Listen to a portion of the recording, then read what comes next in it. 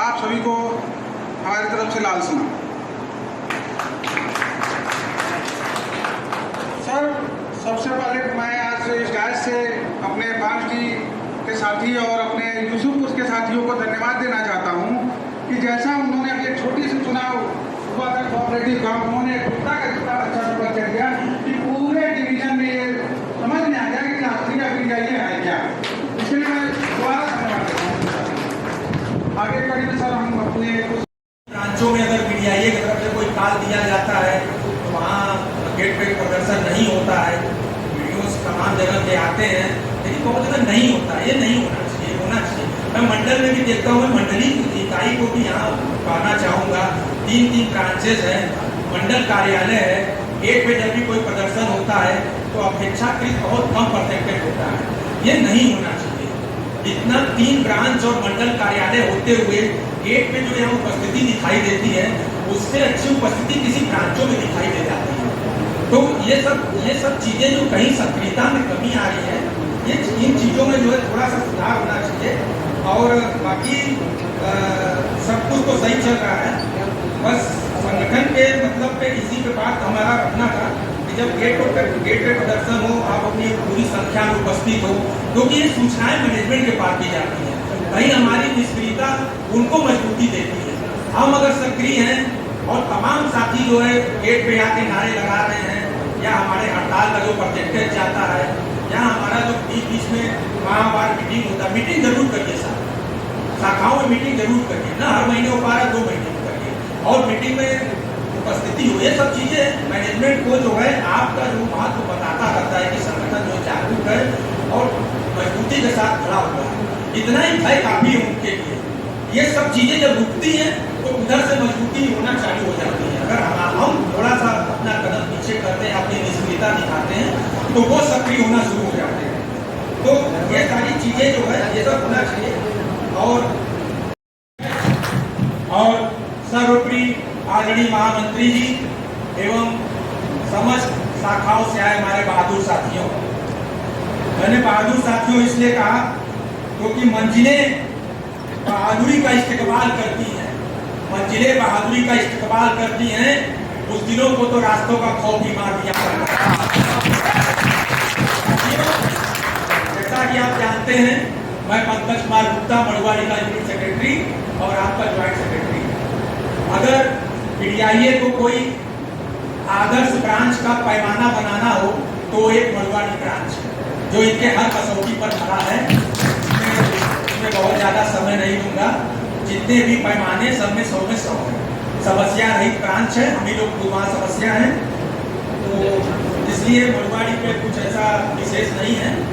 और जो इस वक्त संगठन में जो दिख रहा है, जो नए पुराने साथी और ये तमाम चीजें हैं, तो इसी पे मैं अपना बात रखना चाहूँगा। साथियों, संगठन ने सबको बहुत कुछ दिया है। अगर न समझ में आ रहा हो तो थोड़ा रिव्यू करेंगे तो संगठन ने पुराने साथियों को, नए साथियों को, सबको बहुत कुछ दिया है। अगर आपको भी कभी वक्त मिले, कोई ऐसा लगे कि संगठन को कुछ देना है तो जरूर दीजिए, क्योंकि नए साथी जब आते हैं उन्हें मालूम नहीं होता है कि कहाँ आना है, क्या आना है। पीडीआईए के नेता लग जाते हैं, उनके परीक्षा से लेके, उनके मेडिकल से लेके, उनके ज्वाइनिंग से लेके, पुराने साथियों का भी ट्रांसफर, पोस्टिंग वगैरह वगैरह। पीडीआईए संगठन अगर आज है तो बताने का ये मतलब है कि यूनियन बहुत कुछ देता है। यूनियन में आप मजबूती के साथ बने रहिए। कहीं कुछ कमी दिख रही है तो उसमें बने रहकर उस कमी को ठीक करने की जरूरत है, ना कि जो है उससे हट जाने की जरूरत है। इस बात को हम एक पंक्ति में कहना चाहेंगे कि हमसे टकराकर मुसीबतों को अब पीछे मुड़ना पड़ेगा। हमसे टकराकर मुसीबतों को पीछे मुड़ना पड़ेगा।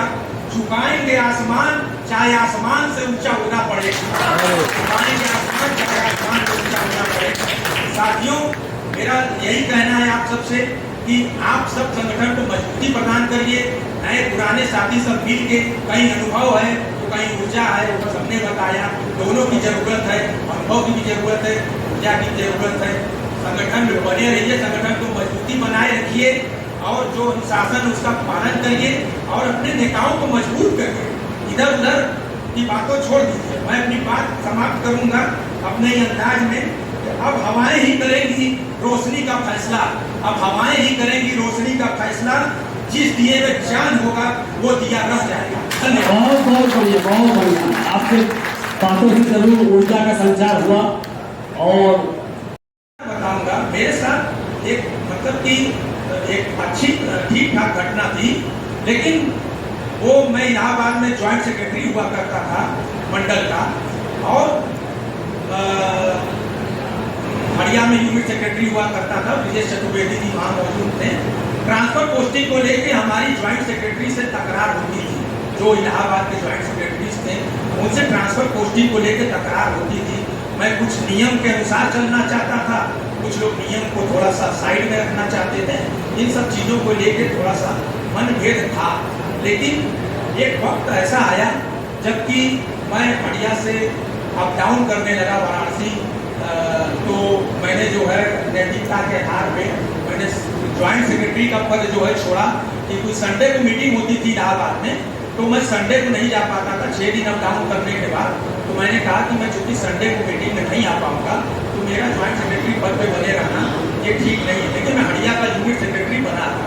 हमारा जब HGA में प्रमोशन हुआ तो मेरी ज्वाइनिंग साथियों, मेरा जो है नॉर्मल इंक्रीमेंट जो था वो 1 अक्टूबर था, लेकिन मुझे षड्यंत्र के तहत 1 अक्टूबर की शाम को ही रिलीव किया गया कि 2 अक्टूबर छुट्टी है, आप 3 अक्टूबर को ज्वाइन करिए, ताकि आपका जो है अगर मैं कुछ नुकसान नहीं कर पाया पंकज गुप्ता का, तो यही नुकसान कर दूं कि अब हमारा नॉर्मल इंक्रीमेंट जो है अक्टूबर की बजाय नवंबर हो जाए। मुझे अच्छी तरह मालूम था कि इसमें संगठन के हमारे ही साथियों का हाथ है, लेकिन मैंने संगठन नहीं छोड़ा और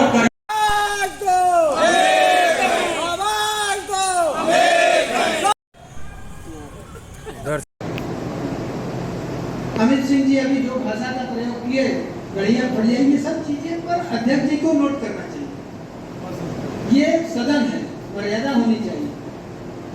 ठीक है, आपका प्रमोशन हो गया, आपकी खुशी में हम भी खुश हैं। ऐसा नहीं है कि हम आपके हमारे मेंबर हैं, आपका प्रमोशन लोकल पोस्टिंग हो गई, आपके साथ हमारा कोई दुराव हो गया या आपके साथ हमने दुश्मनी निकाल दिया, हमने कुछ कर दिया। लेकिन अपने आप को इतना वो मत कर लीजिए कि बाकी चीजें गौड़ हो जाए। आप सब कुछ नहीं, बीडीआईए में बीडीआईए संगठन सब कुछ है,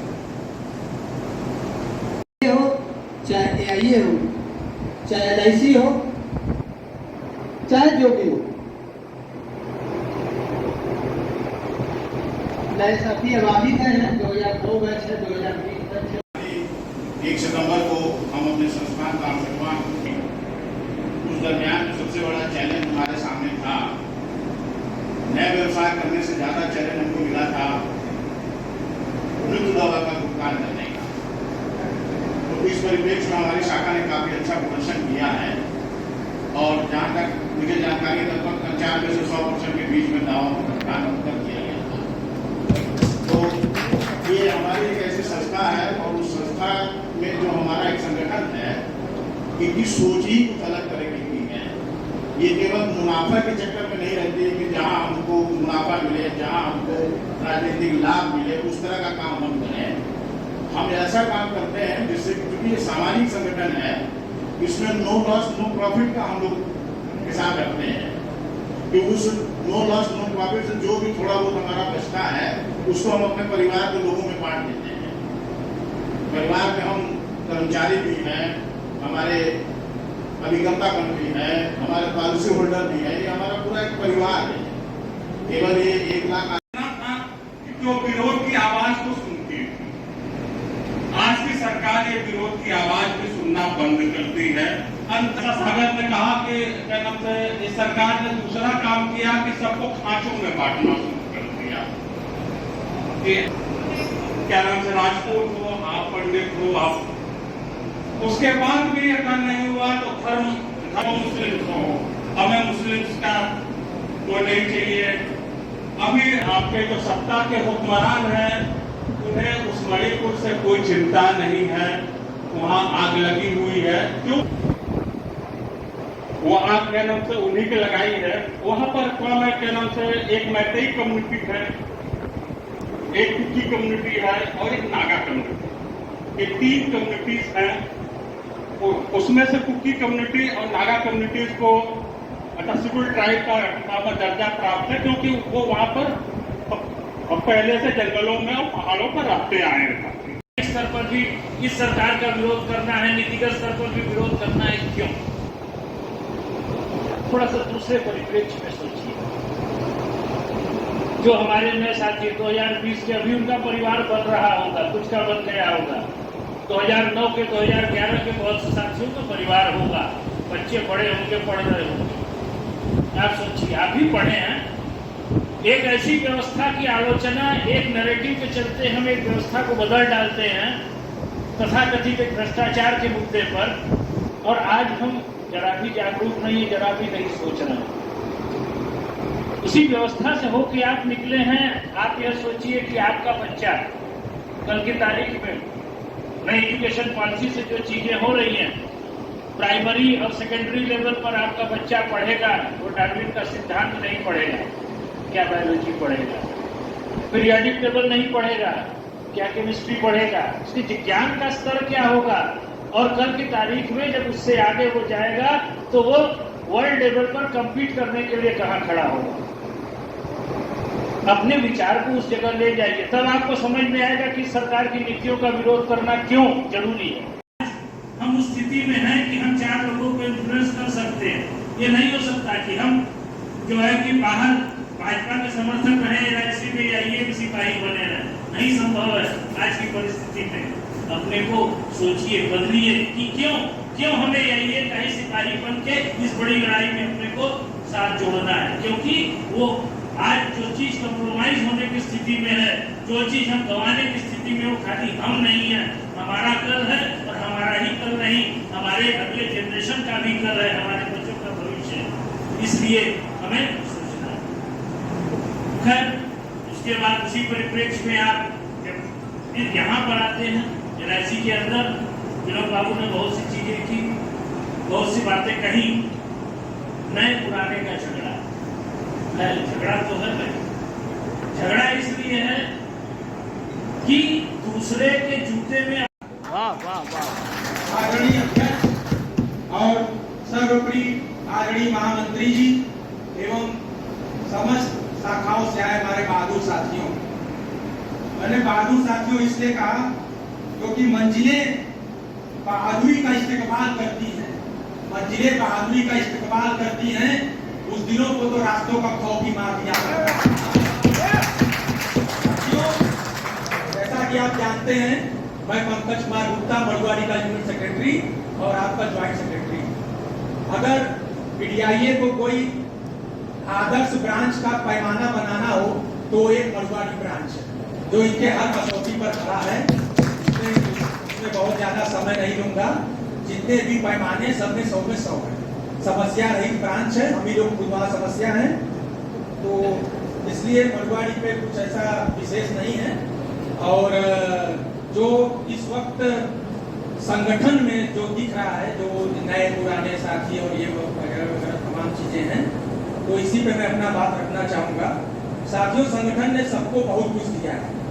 अगर न समझ में आ रहा हो तो थोड़ा रिव्यू करेंगे तो संगठन ने पुराने साथियों को, नए साथियों को, सबको बहुत कुछ दिया है।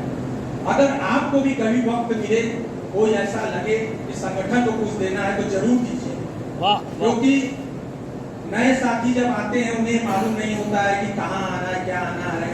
पीडीआईए के नेता लग जाते हैं, उनके परीक्षा से लेके, उनके मेडिकल से लेके, उनके ज्वाइनिंग से लेके, पुराने साथियों का भी ट्रांसफर, पोस्टिंग वगैरह वगैरह। पीडीआईए संगठन अगर आज है तो तमाम जो कंपनसेशन ग्राउंड पे नियुक्ति हुई है, ये एआईए के वजह से ही संभव हो पाया है, नहीं तो कब तक छीना जा चुका हो। रेलवे की क्या हो रही है, तो इन संस्थाओं में हम देखते हैं कि सरकार ने एक पॉलिसी बना रखी है प्राइवेटाइजेशन की, और वो ये इस सिद्धांत पे आगे बढ़ रही है कि अब हमें सरकारी संस्थान नहीं रखना है, हमें सब कुछ प्राइवेट हाथों में देना चाहिए। अच्छाई बुराई की हम बात नहीं कर रहे, हम ये कह रहे हैं कि प्राइवेटाइजेशन का एक खतरा सरकार के द्वारा उनके मना स्थिति में ये बन चुका है कि हम आपको प्राइवेटाइजेशन करेंगे। फेज वाइज प्राइवेटाइजेशन करेंगे। एक विरोध किया हमने तो थोड़ा रोका उन्होंने, 3.5% का आज आपका शेयर मार्केट में बेचने के लिए चला गया। समस्याओं को उसको दर्ज किया। साथियों, ये पूरी बात कि हमारे सामने क्या डिवीजन की ये परिस्थिति थी कि एमबीएस की स्थिति नहीं ठीक है, और दूसरा जो इससे बड़ी बात है कि ओएस के इंस्टीट्यूट जो साथी आते हैं दौरे को अपना काम लेके आते हैं, साथी हमको फोन करते हैं कि साथी हमने कागज दिया था ले नहीं, हम गए थे पीआईआर की रिसीव लेकर, हम यहाँ गए थे वो नहीं हुआ, हमको कहा गया 3 दिन बाद आइए। साथियों, आप बिना रिसीविंग के कोई भी कागज यहाँ डिवीजन में न दें। बिना रिसीविंग के कोई भी कागज आपका दिया हुआ हमारे लिए कोई लड़ाई का औजार नहीं बन पाता कि आपने कब मेडिक्लेम का पेपर ला रहे, जिस डिपार्टमेंट में ला रहे, रिसीविंग नहीं देते हैं, आप तुरंत यूनियन को बताइए। गुरु गोलवलकर की फोटो टंगा करती थी, दूसरे दिन सवेरे उनके घरों में इंदिरा गांधी की तस्वीर। उस जमाने में भी हमने पूरे हिंदुस्तान में घूम घूम करके मीटिंगें की। हमें खूब अच्छी तरह से याद है कभी सुधीर मित्रा यहाँ आए थे, और यहीं आपके पास में ही यहीं जो सोनारपुरा से आगे जो किरार घाट वाली गली है, उस गली में एक साथी के घर में ग्रुप से मीटिंग हुई थी आंदोलन के कार्यक्रमों के लिए, आंदोलन की रूपरेखा की। हमें याद है उस जमाने में भी जब कोई सोच नहीं सकता था कि हम अपने इंडस्ट्रीज के सामने जो है नारे लगा सकते हैं, हम लोग नारे लगाने के लिए खड़े हुए, आंदोलन के लिए खड़े हुए। और उस समय में CGO2 में हुआ करता था। CGO2 उस समय लहुराबीर में, ठीक लहुराबीर चौराहानी पर जो गोरख बिल्डिंग है, उस गोरख बिल्डिंग में हुआ करता था। और जिस दिन निर्णय हुआ कि नहीं ये नारा लगाना है, लंच में इमरजेंसी के खिलाफ प्रदर्शन करना है, उस दिन जब 10 बजे मैं पहुंचा अपने ऑफिस में, तो देखा कि 4 ट्रक पुलिस और पीएससी और कम से कम 30 इंस्पेक्टर, सब इंस्पेक्टर पूरे ऑफिस में चक्कर लगा। पीएससी की ट्रकें बाहर घेरे हुए हैं, और कम से कम 25 से 30 पुलिस इंस्पेक्टर जो है वहाँ जो है ऑफिस के अंदर चक्कर लगा रहे हैं। और वो पता करने की कोशिश कर रहे थे कि वीके सिंह कौन है। तो वीके सिंह की पर्सनालिटी जैसे अभी है, समय भी कभी वैसी ही थी, बल्कि थोड़ी और कमजोरी रही होगी और दूसरे पर से गए होंगे। तो मैं अपनी सीट पर बैठा था, तो उसको लग रहा था कि मैंने उस समय जो हम लोगों की फाइलें खुली हुई थी CID में, CBCID में, इस तरह में जो जैसे के जमाने में हम लोगों की फाइलें खुली हुई थी, तो उन लोगों को लगता था कि वीके सिंह कोई बहुत मोटा तगड़ा मुच्छड़ जो है एकदम पहलवान टाइप का आदमी होगा, आतंक टाइप का। तो उसको जब ब्रांच मैनेजर ने इशारा किया कि यही तो बैठे हैं वीके सिंह, बहुत आश्चर्य हुआ। खैर पूरा घेर करके 8-10 पुलिस इंस्पेक्टर जो बैठ गए, और उन्होंने कहा कि देखिए हमारा आपसे कोई झगड़ा तो है नहीं, लेकिन सवाल है कि अगर आप नारा लगवाएंगे तो हम आपको मिसा में बंद करेंगे, गिरफ्तारी। तो हम लोगों ने कहा, सीधे सीधे कहा कि देखिए हमारा नारा, हमारा आंदोलन आपके निर्देश से, सरकार के निर्देश से नहीं चलता, हमारा इंडिया इंश्योरेंस एम्प्लॉइज एसोसिएशन के निर्देश से चलता। हमारा आंदोलन Varanasi region insurance employees association के मंडलीय नेतृत्व के निर्देश से चलता है। तो हमारा नेतृत्व जब हमको आदेश देगा, हम वह काम करेंगे। अगर वह आदेश दे रहा है कि नारा लगाना है, हम नारा लगाएंगे। आपको अपना काम करना है, आप अपना काम करें। और हम लोग 1:30 बजे नारा के लिए इकट्ठा हुए। उसी समय मंडल कार्यालय से यह खबर आई कि नहीं, नारा का कार्यक्रम कैंसिल स्थगित कर दिया गया है। तो यही इंफॉर्मेशन हमने वहाँ दी, और वहाँ से लोग जो है हट पड़ गए, समाप्त बदल। ये घटना मैं सिर्फ आपको इसलिए बता रहा हूँ कि आप जिस एसोसिएशन की प्रतिबद्धता क्या है, निश्चित रूप से हम अपने साथियों के लिए, वेतन के लिए लड़ते हैं, सेवा के लिए लड़ते हैं, सारे इसके लिए। उसके साथ ही हमारी नजर अपने देश जो national platform of mass organisation बनाए गए उपयोग, उसमें सबसे महत्वपूर्ण भूमिका ऑल इंडिया एसोसिएशन एसोसिएशन। जब 1974 की रेलवे की हड़ताल हुई, ऐतिहासिक रेलवे की हड़ताल,